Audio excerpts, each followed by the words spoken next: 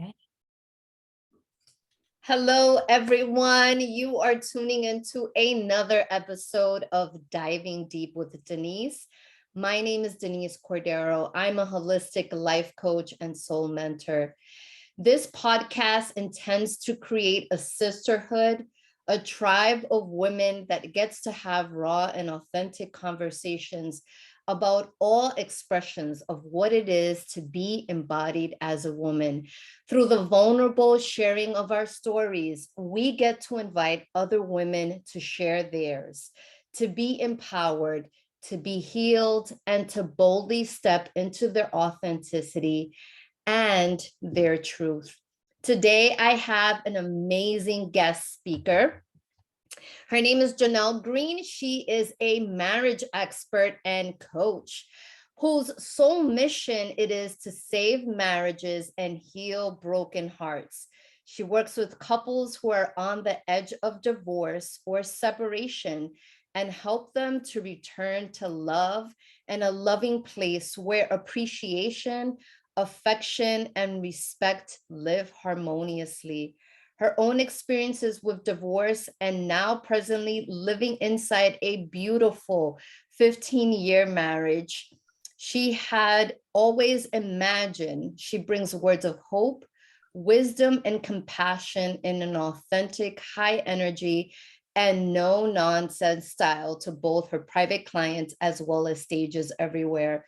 Jeanell is committed to transforming what it means to be married and is living proof that romance, intimacy, and connection can blossom and grow long after the honeymoon stage.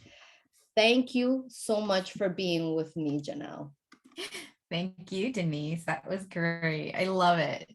Well, I want to get to the no nonsense part. When we were offline, I was talking about that I had just received your latest newsletter that talks about communication in a relationship. And it's everything. It really, really is everything.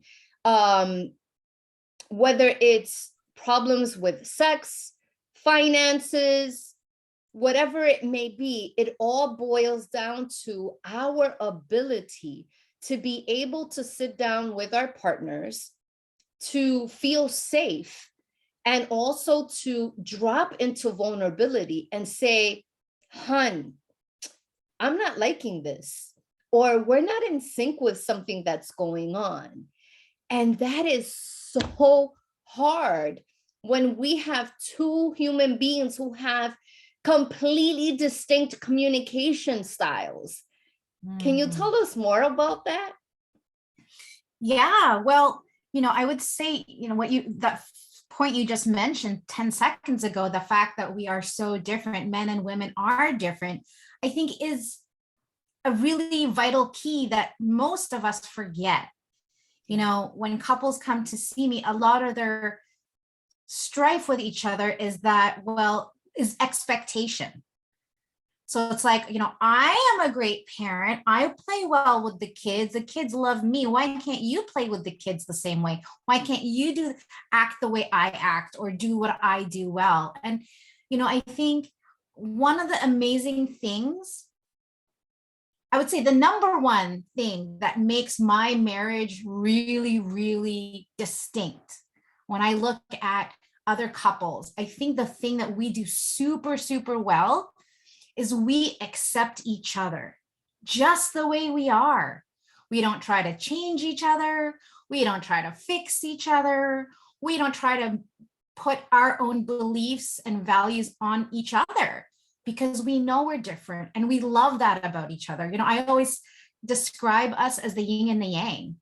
We are complete opposites in the most beautiful way. So I think for couples, if you're really committed to love, then that's where you need to start, is ask yourself, what is it about my partner that I don't like or I'm trying to change about them? Because let's be honest, guys, we can't change other people. And the more we try to do that, the more that we get frustrated, the more we get upset, but then we make it as though it's their fault that they don't change when, a zebra can't change its colors, or its stripes, that's just who they are. And I think it starts with us.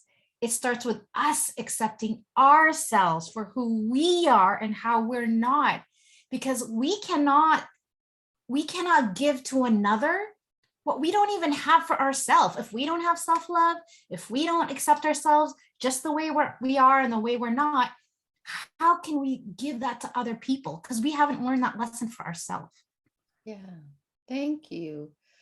So just piggybacking on what you're saying, I'm just thinking, okay, I love myself, I accept myself, and I can do so with another person.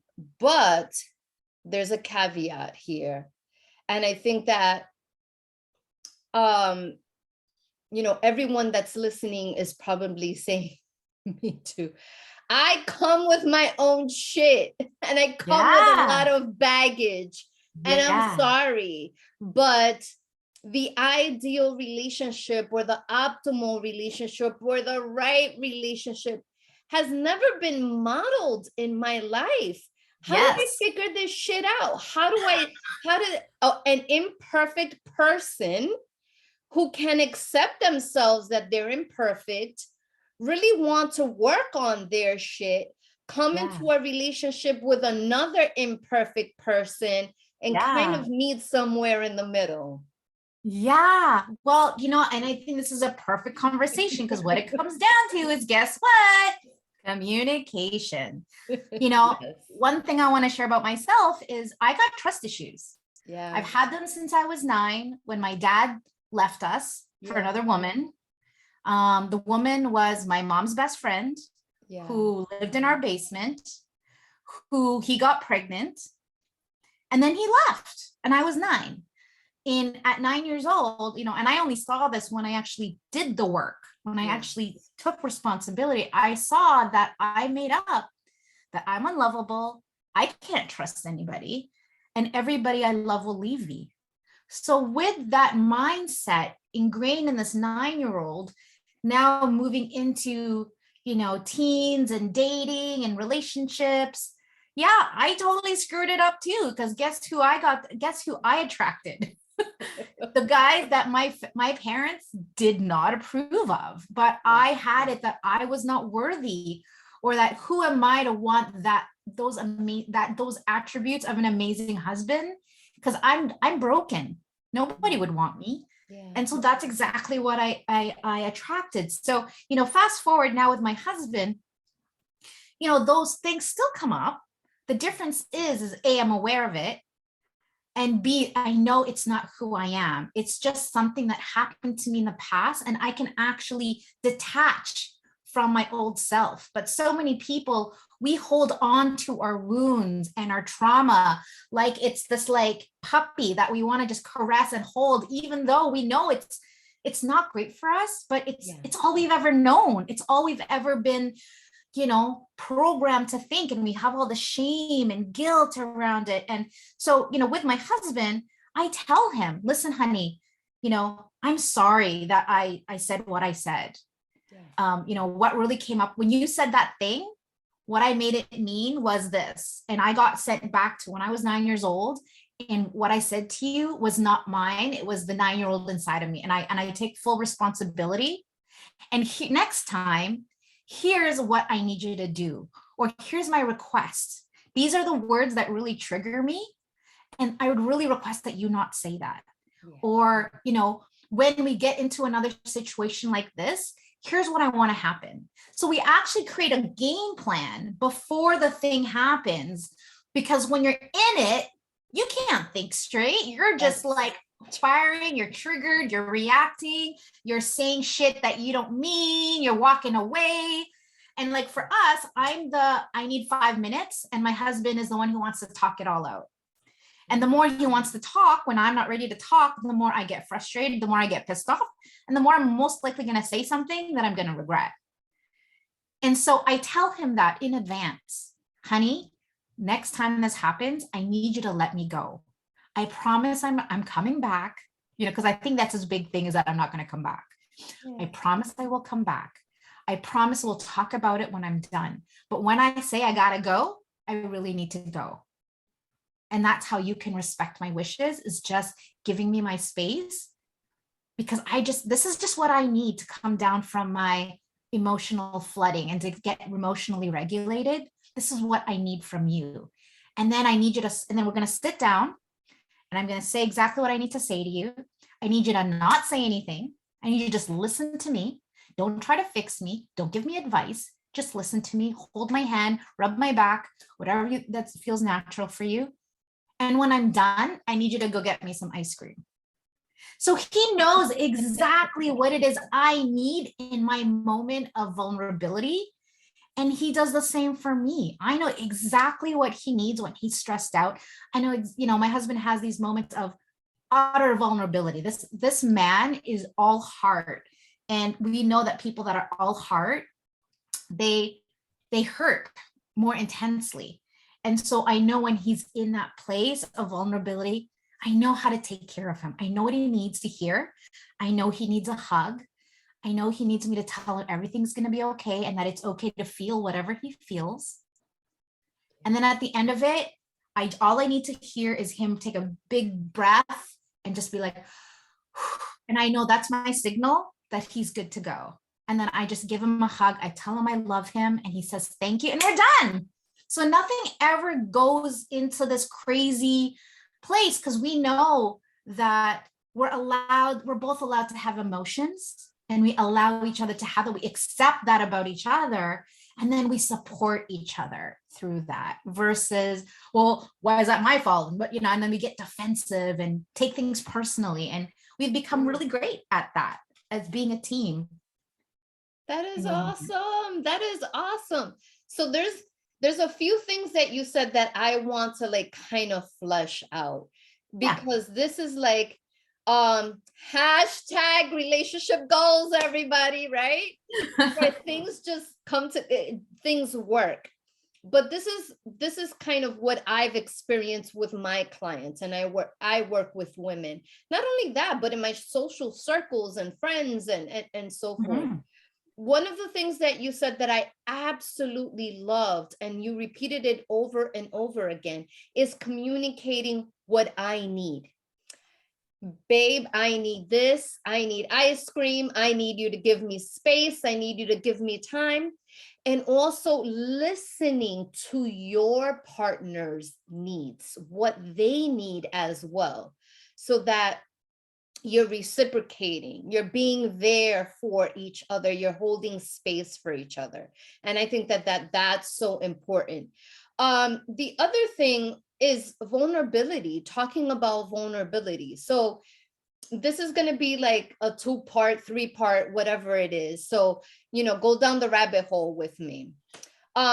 Because I'm sure there's, all the women that are listening to us are talking about, well, Jeanell, there's like this huge dichotomy because it's usually women that are very vulnerable and men are not really tapped into that emotion. They're not tapped into that vulnerability. They don't know that they have permission to feel those emotions that makes them feel very weak.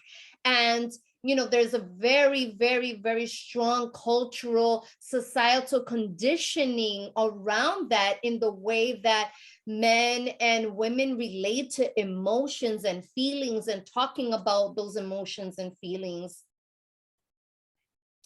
I think that's the majority of the people that we're talking to.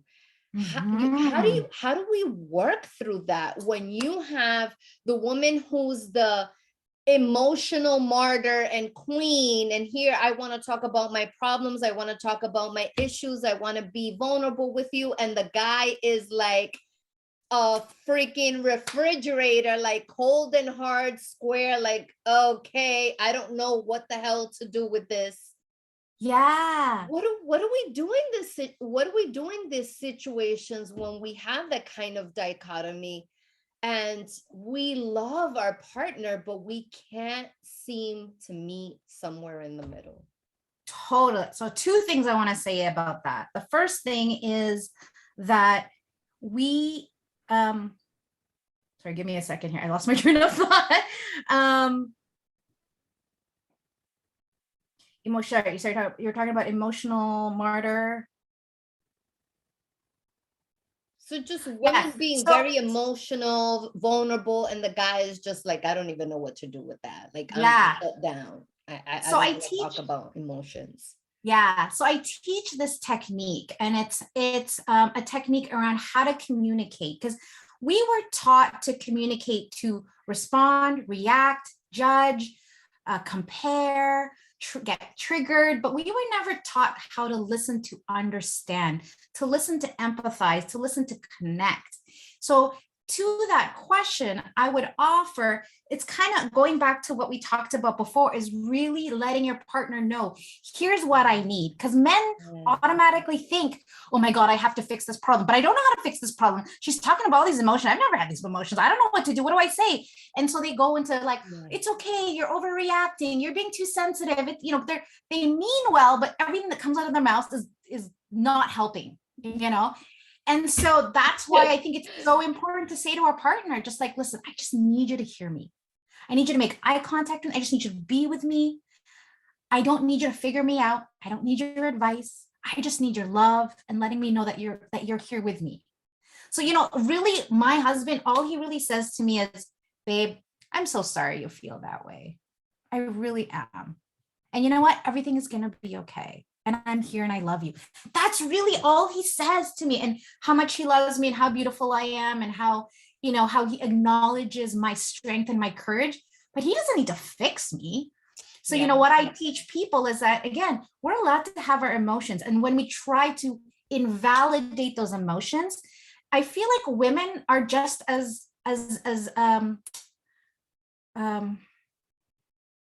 they make the same mistake that men do. We also try to make our man, like when they're being emotional, whether it's anger or sadness, we're like, oh, this is weird. Like, I don't know what to do. He's being all like sensitive and stuff. And oftentimes what women typically do is we interrupt. We say to them, oh, baby, please tell me how you feel. I want to connect. I want to know what's going on in your world. And as soon as they open their mouth and it's not exactly what they want to hear, we women shut it down. And then we go, oh, you're being disrespectful. Oh, you're being this. And so of course he's going to shut down. Because he's now being made to feel bad for, we tell them to man up. We tell them all these things that are just not great. And I have to tell you, I have this unique bond with men. I don't know what it is, but more men cry to me on the first session than women. Wow, that's interesting. Probably 50% more, 50% more. And they cry in the, like, I remember one particular woman, she was Latina, and so was her husband. And she said to me, oh, he's like this, like angry, he yells, he's verbally abusive, he's like got tattoos, he's a monster. And so he agreed to talk to me. And I'm not even joking you, Denise, I actually had to pray for protection, because she had built him up to this like man that I was like, I don't know if I can like handle being with this energy. And when he came on, it was nothing like that at all. And she said to me, he's not emotional. He doesn't like to talk. He, all these things. He's cold. This man talked to me for 90 minutes. Wow. And the session was only supposed to be 30 minutes, but he had so much to say. And really what I got from him is he said, my parents yelled at each other my entire life. And that's just the way, I can't help that about me. That's just my reaction when I get upset. But I love this woman more than anything in the world. She is my queen. But the way she treats me and the way she talks to me makes me feel like no matter what I do, it's never good enough. And so I just stopped trying. And that just made me really, really sad. So again, I think there's so much that conversation that we have, first of all, in our own head, that isn't true about our partner and about ourselves. And then we don't actually have the communication with a partner to clarify and clean up whatever is going on. We just want us to keep in our heads like, oh, this person's bad, lazy, doesn't love me, all of these stories that we make up. And I think if there's anything that I want to share for today is that we typically, our partners don't want to hurt us. I've never heard a partner that said, I intentionally want to hurt my partner. No, we don't do that. All we want to do is protect ourselves. But when you think of two people trying to protect their hearts, well, is that really from love or is that from fear? Yeah. And that's why we're in the situation that we're in a nutshell. That's a good one. That's a good one. And thank you for sharing that case study with us, because what I'm hearing, that I think that it's important for people, and I'm going to say men or women in this case, in a relationship, that feel like I have the emotional maturity in this relationship and my partner doesn't, and all that, is that we have to look at ourselves and take responsibility for the part that we play in how our partner is receiving us. You know, Yeah. how we are coming across, or how we are contributing to their behavior that's the total opposite of what we want, right? Yeah, Like, we want them to absolutely. open up, but then they open up and then we become judgmental, we become critical, we're like, this is not the way that I wanted to receive it. And then they shut down, and then we complain about them shutting down. I think it's important for us that, you know, this is a two-way street, and we have to take ownership. We each have to take ownership into what we're creating in that, what we're Yeah, creating in that space. So that's yeah, yeah, really awesome. That's yeah. great. And I want to create, response. So many people are like allergic to the word responsibility, but I want to create a context that empowers people. And that is that if you think of the word responsibility, it is the ability to respond. It is not about blame. It's not about whose fault it is. It's really being responsible, being like, yeah, you know what? I am the way I am. Yeah, I do have those things about me. Yep, those are my quirks. Those are mine. I own them. Versus, I shouldn't be this way. They shouldn't be this way. The world, there's all this resistance. And in resistance, there's no power. And so being able to respond gives you power to take action distinct from what you've been doing. Because if you keep doing what you've always done, you're always going to get what you always got. Yeah. So you have to be empowered to take a new action if something doesn't work. Yeah. Thank you. That's an amazing distinction in talking about responsibility. It's not about blame, it's about being able to respond. I absolutely love that. That's an awesome, awesome nugget. Yeah. So Well, anyway, I want to go back. So you have this amazing relationship with your husband that you've had over the past 15 years, but you weren't always there. What was that journey like for you to get to have your dream partnership? yeah. Well, my journey, this whole thing about being a coach, a relationship coach, really started inside the breakdown of my divorce. Yeah. And so, what I got, and, I was actually going to bring this up a little earlier, but this is a perfect opportunity. Really, what I got from that experience was that I had expectations Oh, about what he should be like, what our marriage should be like. And I, it was like buying a house that needed some serious renovations, thinking that I could renovate this house, having never renovated a house. And so bought this man. And I was like, oh yeah, I can fix this. The framework is good enough, but there's all these things that I need to fix in the house. And of course, the house did not want to be fixed. The house actually, like, he resisted. It was almost like his programming from childhood based on his relationship with his parents was, don't tell me what to do. Yeah. So everything I said, I got resistance. If I said yes, he said no. If I said white, he said black. And it was exhausting. But what I really got was that I was making him wrong, and I was judging him for not being the kind of husband that I wanted. But that was my responsibility to make sure that he was what I needed and wanted, versus going into and going, I'll figure it out later. He's good enough. And then I'll just renovate the house. Yeah. Realizing that the house is unrenovatable. He is who he is. And the more I fought that about him, the more miserable I got. So in the end, having done the work on myself, many nights of tears and figuring out what I wanted to do, I finally had an opportunity to just sit down with him and just say, you know what? I am so sorry for being a jerk to you, for judging you, for trying to change you into someone you're not. And I really get that you're actually okay the way you are, and it doesn't work for me.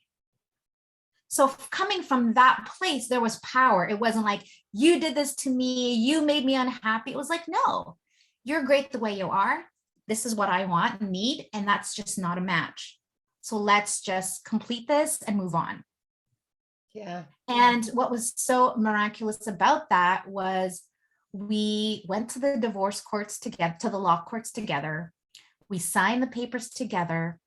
No lawyers. I think it costed us $80 to get their divorce done because we didn't have kids, right? We didn't have kids, so we didn't have to deal with any of that stuff. And then we went out for dinner and talked.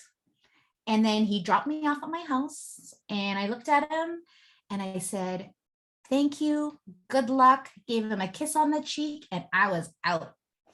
Like, it was clean, it was great. And then after that, I really just sat down with myself and said, okay, Jeanell, let's get rid of this checklist that I thought was what was really important. Let's get really honest about what it is that I do want, and who am I that I am willing to wait for that person and not just settle because I don't want to be alone. Because I think a lot of women do that, right? We settle because we don't want to be alone, because the clock is ticking and we need to have our babies. And I'm Filipino, so I got that pressure starting at like 17 years old. When you get married, when you're gonna have kids, and now I'm 40. How old am I? I'm 44. And I still get that. Happy birthday, Jeanell. Hope you get pregnant this year. It's like, thanks. That's all I care about. But, I really had to get honest about what I wanted and needed for my life. And so I attracted my husband. And it's funny because sometimes when I talk about my husband to my friends, I'm like, I got really lucky. My friends are like, bullshit. That was not luck. You manifested that. You created that. That wasn't a by chance thing. Because my husband's actually, when I met him, he lived 5,000 miles away.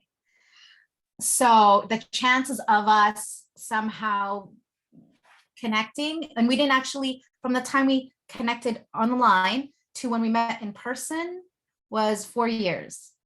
So he'd been in my life sort of virtually for 4 years before I even knew what he looked like. But he was, but he was this person in my atmosphere, I met him through work.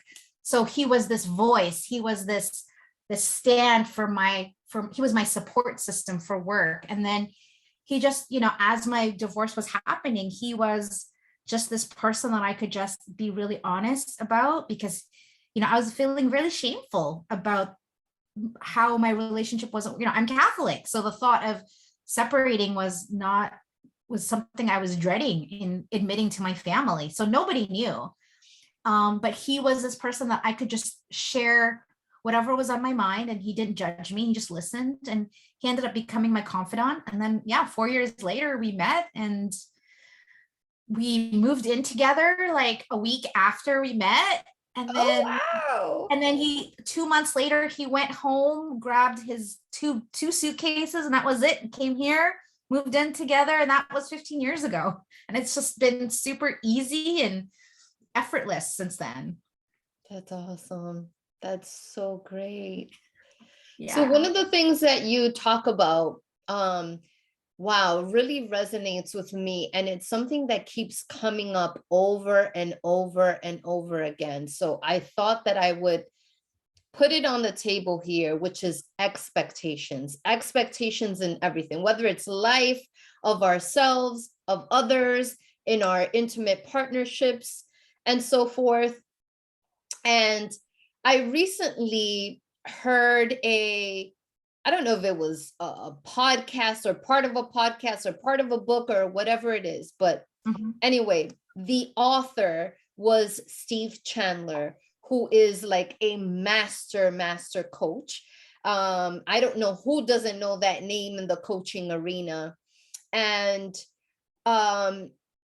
he talked about expectations, and it's something that has stayed with me and that I now adopt and practice in how I work with other people and how I relate to other people. And one of the things they talked about is people hate expectations. They hate expectations. They don't, whether it's an employee in a job, or you're in a relationship, or you're a parent and kids and you have expectations of your kids. And one of the things that we want to replace expectations with are agreements. And I think that agreements are much more powerful in a relationship than expectations. Wouldn't you say that both people are participating and co-creating in the process of what they want their relationship to look like? Rather than, I expect you to do this, I expect you to do that. But it's rather like sitting down and really talking about our needs and what we hope, right? What is the hope that we want to get? What are our hopes and dreams about our relationship? And how can we come together to hopefully, do these things for each other? What are your thoughts on that? Because I know I think expectations can really, really ruin a relationship. Yeah. I mean, yeah. And to your point earlier, expectations on ourselves first, like that, I know my expectations for myself are so high. And what I would offer before we get into what you were saying is, how I set up in my mind is the two distinctions called committed, yes, versus attached. Yeah. So, for me, I'm attached to a certain, talking about expectation, I'm attached to a certain outcome. Yes. I'm attached to a certain way of being of my husband, like the expectation. But when we're committed, there's way more freedom and space and committed. Yeah. Right. But when we're attached, there's like a pressure and a feeling of obligation and it should be this way. Yeah. But if we're just committed, like, and so, in my sessions with my clients, my first question is, what are you actually committed to in your life? They go, well, I'm committed to having a happy family. Okay, great. That is our Northern Star. But then they start to tell me how they act and they talk to each other. And I say, well, are those things in alignment with what you're committed to? No. So then that's where the misalignment, and that's where the suffering occurs, is because who you say you are and the actions you're actually doing are not the same. And that's why it's not working for you.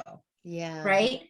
But like back to what you were saying about expectation, I think it's important to, have agreement, but another level of that is making sure your partner understands why it's important to you. Why is it important that the dishes are put away the certain way? Why is it important that we clean up after our kids immediately after they make the mess? Because again, our beliefs and values are very different from someone else. Like, I remember my ex-husband, he used to get so mad at me at how I used to put the toilet paper in. Because in my house with my parents, it didn't matter which way it went in. It's just, you just put it on the roll and you just pull it out. Yes. But like, he used to lose his mind whenever I put it in a certain way. And so, he was really committed that it was going a certain way, where to me, I'm like, what does it matter? Yeah. But once I understood why it was important to him, I'm like, oh, okay. So I think, first of all, make sure your partner understands why these expectations are there, how it makes a difference in your life. And thirdly, like, what's in it for them? And then making sure that when they do follow through, that you acknowledge the crap out of them. Yeah. I feel like we're so chintzy. I don't know if that's a word. We're so, there's like this scarcity mentality around appreciation. Like, we have to only use it in certain, people will say, well, why should I have to say thank you? That's a given. That's just should be his job. It's like, so what?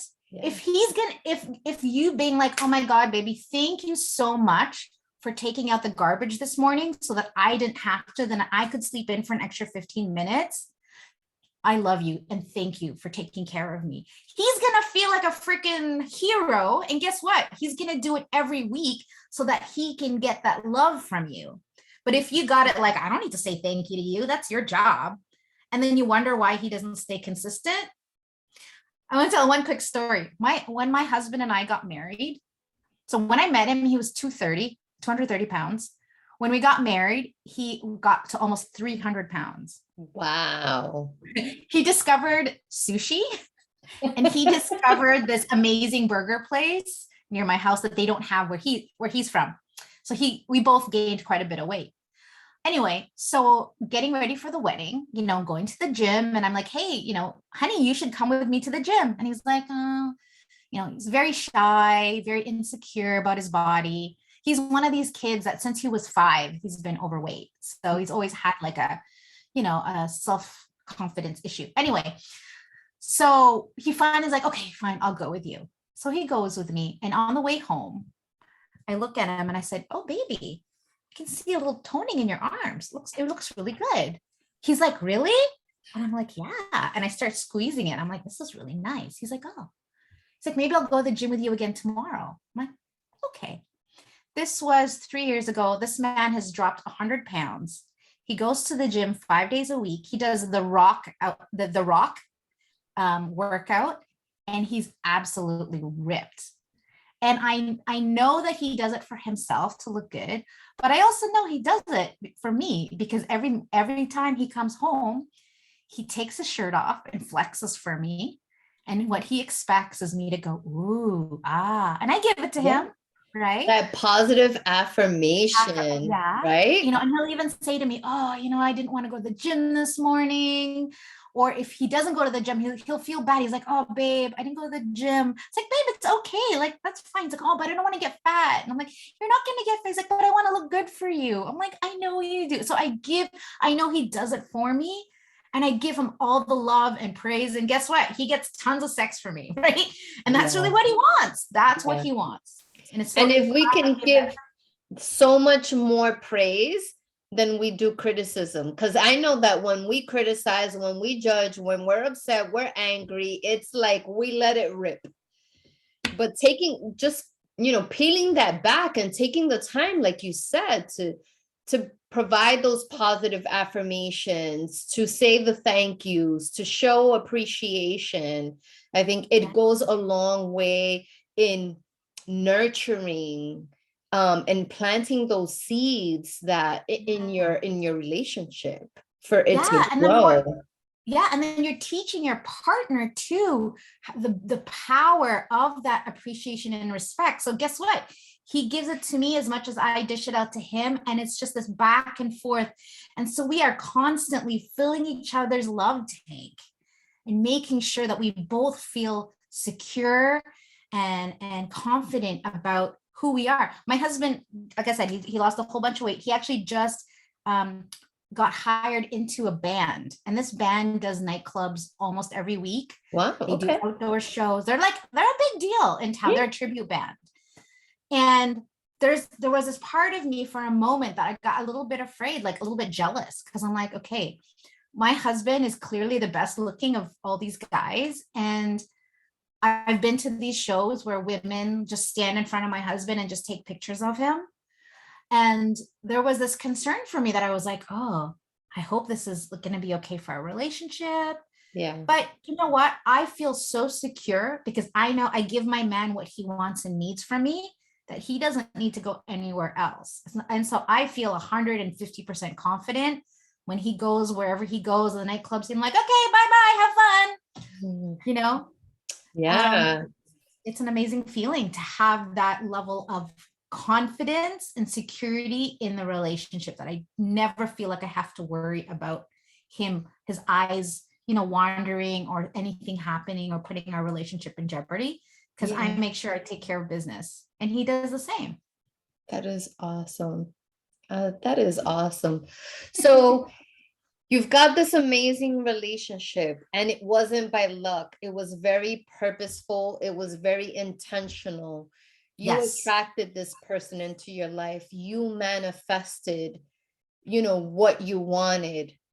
For all the women out there that want to have a similar relationship, that it's like, what is the secret sauce? How do I do this? That have the checklist. Is it okay to have a checklist, or should we throw the checklist away? Because I think we all in our minds, if we don't have it in writing, I know that if we don't have that vision board, I know that mentally we have, this is what we would like, this is what we want, oh, I want him to be ripped, or I want him to be funny, or I want him, is it healthy to have a checklist?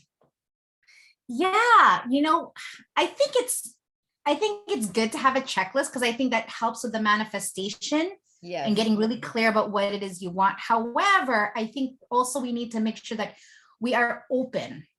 Yeah. To, like, there's a couple things on that checklist that, or my no-nos, like I would nevers, that my husband is, that I did not expect. I even had it that I would never get married again. That was one of mine. I'm never getting married again. Hell's no.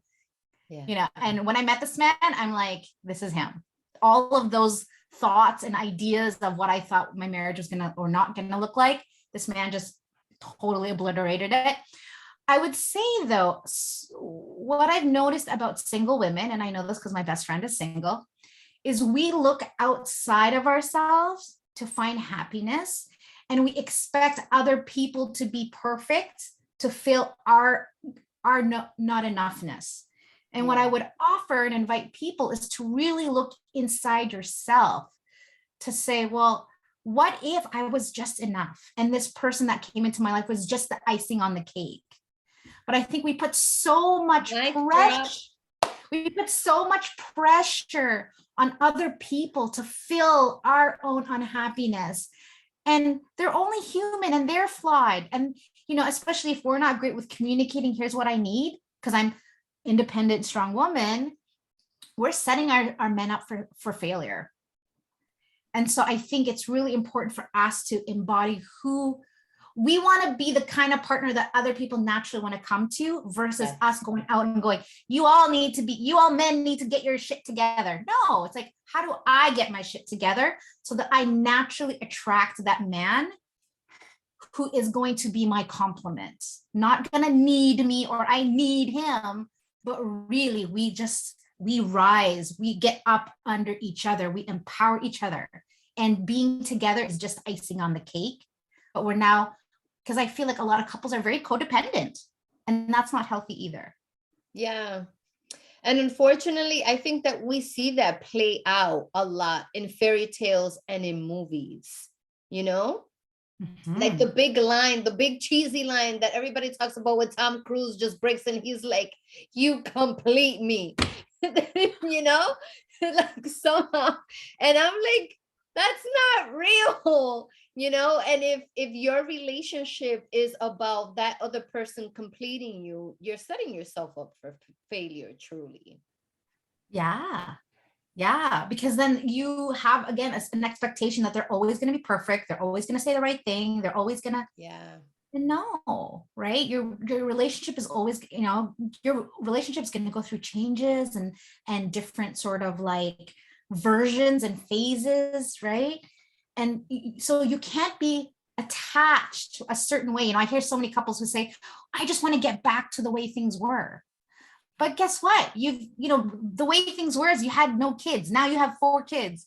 It's going to be really hard to go back to the way things were. And so we're like, we need to be able to be willing to just roll with the punches and always put in the effort, and to have the compassion for not only our partner, but ourselves when things don't go perfectly, and to give ourselves space and patience, I think, is something that a lot of us don't have for our partner. And so, I think, my main message that I want to say is this, it's nobody's fault that we don't know how to communicate, but we can learn.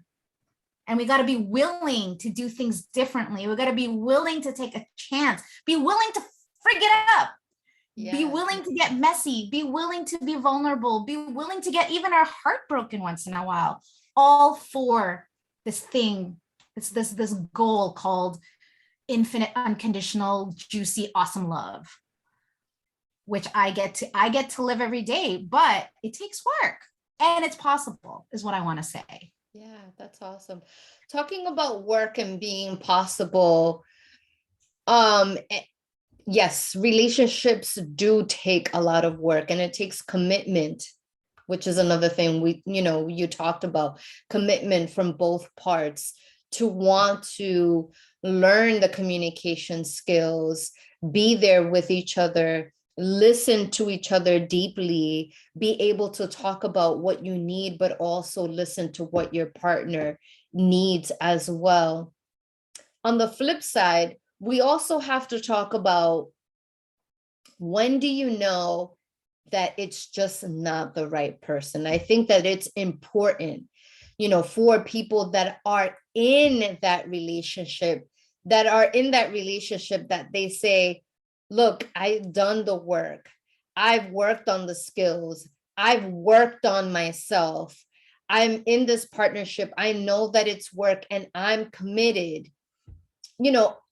Besides the obvious thing of being in a relationship where there may be domestic violence, gaslighting, physical, emotional abuse, all those things, but where it doesn't seem to come together. When would you say, yeah, possibly, because I'm sure you see all different types of couples.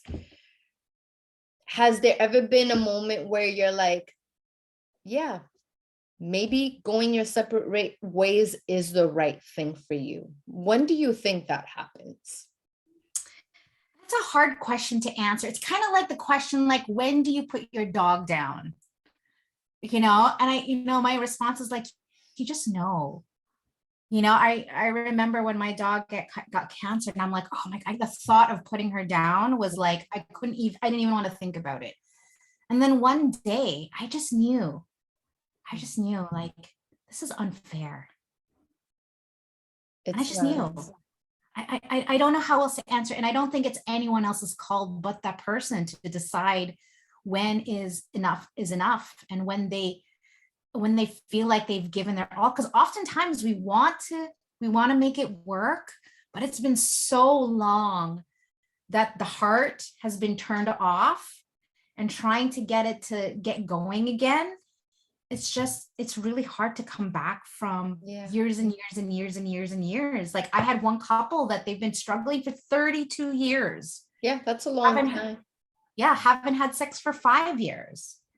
And she was just like, you know what? I'm just not interested. And when couples come to me, that is the number one question I ask them. I said, are you both committed to staying together? And one person's usually a heck yeah. And the other person's like, I don't know. And so I say, and they ask me, is there hope? And my response is, there is hope if you think there's hope. If you don't think there's hope, then there's no hope. Yeah. It's up to you to decide. Is it worth it? Is it not? Is the good times better than more than the bad times, or vice versa? And then what is the impact on your health, on your family, on your kids that this is going on? And again, if that were me, again, I would ask myself, what am I committed to? If what I'm committed to is my marriage, then I'm going to stay in that marriage. If what I'm committed to is happiness, then maybe I won't stay in that marriage. If my commitment is to my kids, same thing. Okay, well, is it better for them to stay in this house with us and watch us fight? Or is it better for us to divorce and be friends and just to deal with the impact of that divorce? And I don't think there's a right or wrong answer. I think you just need to know and know yourself enough to be honest about what it is that you need and want. Not from a place of ego or blame, but really going into your heart and listening to what your gut tells you. That's so important. And I love that you talked about,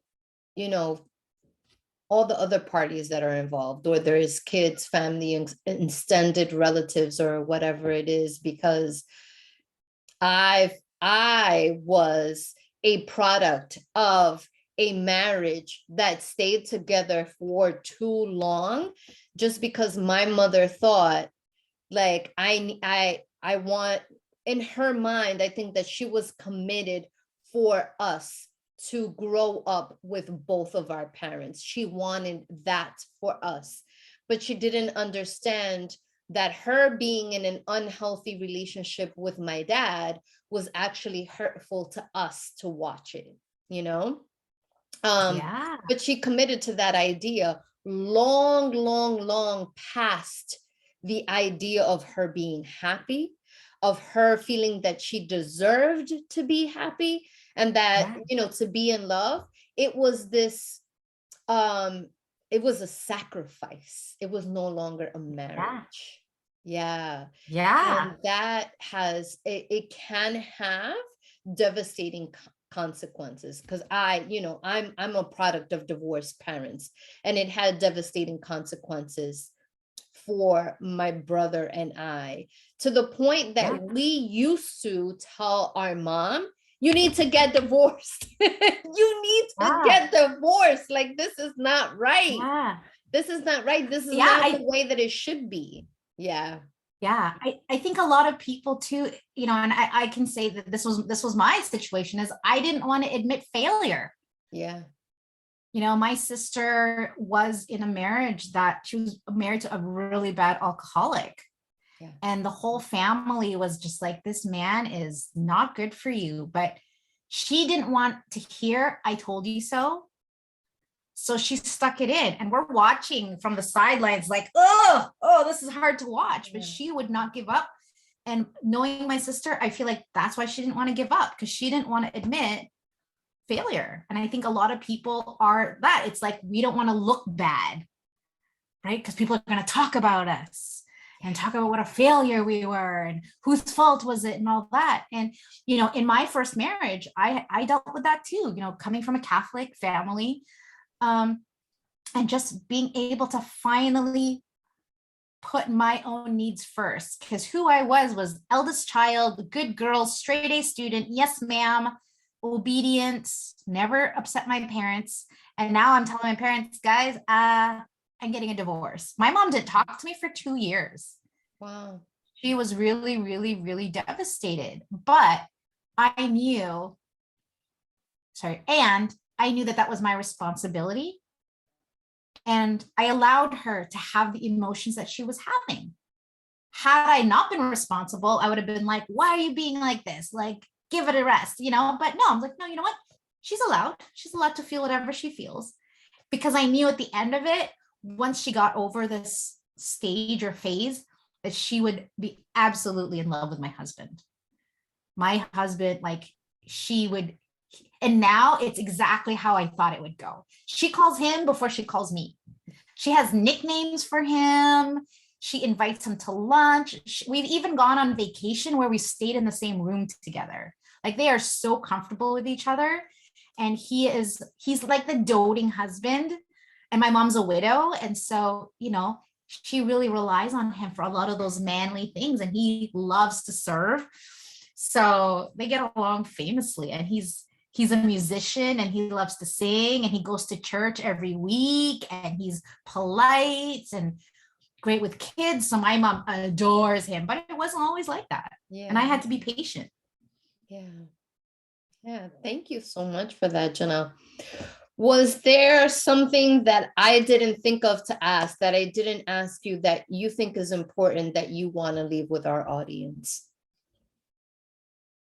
Yeah, I want to say 2 things. I want to share 2 really my favorite mottos that I always tell myself every day. The first one is, be the change you wish to see. If you want more love, give more love. If you want more respect, give respect. If you want acceptance, give the acceptance. We often wait for the other person to give it, and then we'll give it. No. Take leadership in your relationship and be responsible for the condition of it, versus blaming other people and waiting other people to fix the problem. Yeah. The second thing I would say is, suffering only occurs when we resist what is so. Suffering occurs when we resist what is so, meaning if we could just let go of all of our expectations, let go of our disappointments, forgive, accept, have compassion. let go of the control. If we can just stop resisting that we shouldn't be this way, or people in our life shouldn't be this way, or the world shouldn't be this way. Consider that everything is perfect, just the way God intended. And if we can just let go of all of that resistance, life would be so much more fun and less exhausting. And so much more joy and love can live from that. Because when we're too busy judging, we don't have time to love. Yeah. That's beautiful. Thank you for that. You're welcome. Yeah. How can people get in touch with you? Yeah, the easiest way is probably through my website. And my website is saveourmarriage.ca. I also do some life coaching on the side as well, if anybody's interested in that. And they can also find me on Facebook at Wing Woman Coaching. That is awesome. So I will provide all the deets for you with this podcast. I want to thank you, Jeanell, again for being here, and, congratulations on your 15 plus years, perfect marriage that you wanted to have. That's beautiful. Again, I'm like hashtag relationship goals for everybody out there. And I'm actually thinking about writing a book actually about our love affair. That is awesome. I'm sure that you've given many of our audience members, all the women out there that are looking for that relationship, hope, and the hope that it's possible, that you can have that relationship, which is amazing and awesome. So thank you again for being here and for sharing your story and some of your client stories as well, and situations. I appreciate it. Thank you, everybody, for tuning into another episode of Diving Deep. Please like, share on social media, all podcast platform channels. And again, I will include all the details for Jeanell if you want to get in touch with her. Until next time, take care.